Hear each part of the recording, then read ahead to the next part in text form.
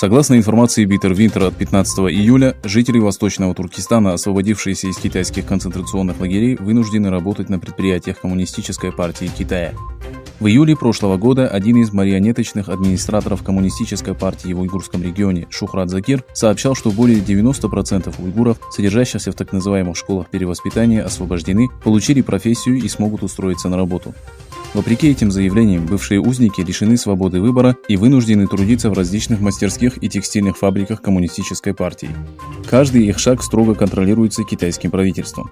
По словам одного из жителей региона, ставшего свидетелем китайского беззакония, трудовая эксплуатация является еще одной формой заключения, которая приносит Китаю колоссальную экономическую выгоду.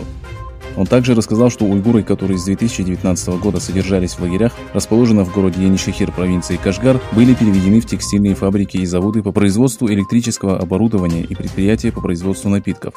Около 800 человек все еще находятся в лагере города Енишехир.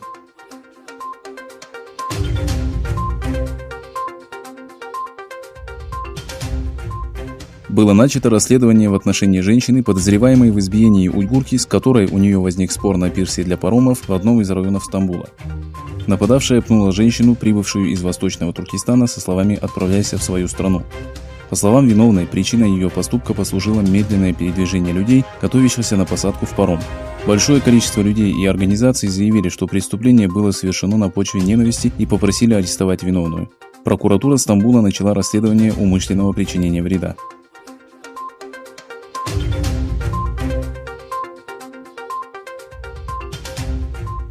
Китайское правительство заявило, что критика США в адрес Китая относительно нарушений прав человека в уйгурском регионе нанесла серьезный ущерб экономике страны. В письменном заявлении Министерства торговли Китая утверждается, что поддержка, оказываемая уйгурам Соединенными Штатами, является вмешательством во внутренние дела, которое нанесло вред глобальной цепочке поставок китайских товаров. В заявлении, в котором Китай призвал США прекратить вмешательство, отмечается, что критика Пекина из-за уйгуров будет иметь негативные последствия как для Китая, так и для США, а также всего мира. Государственный департамент США предупредил несколько американских компаний, в том числе Walmart, Apple и Amazon, о нарушении прав человека в уйгурском регионе и отметил, что они будут подвергаться санкциям до тех пор, пока эти нарушения не прекратятся. В отчете Австралийского института стратегической политики говорится, что более 80 тысяч уйгуров были направлены на заводы и фабрики 83 известных брендов, включая Nike, Apple, BMW, Gap, Huawei и Dell.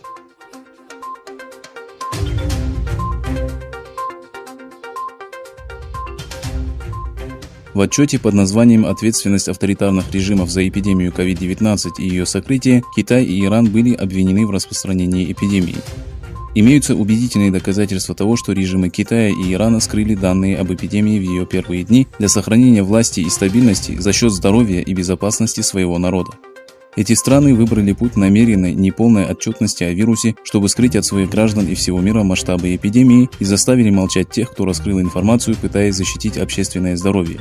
В отчете отмечается, что существуют законные способы, с помощью которых Канада и другие правительства могут призвать Китай и Иран к ответу.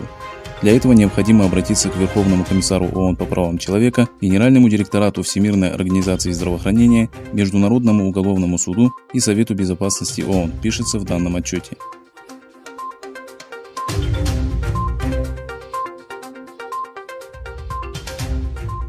Премьер-министр Италии Джузеппе Конте заявил, что программа восстановления последствий COVID-19 и переговоры по бюджету на 2021-2027 годы были прекращены.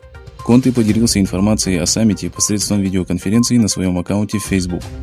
Джузеппе Конте сказал, что саммит, который продлился 2 дня в Брюсселе, оказался сложнее, чем предполагалось.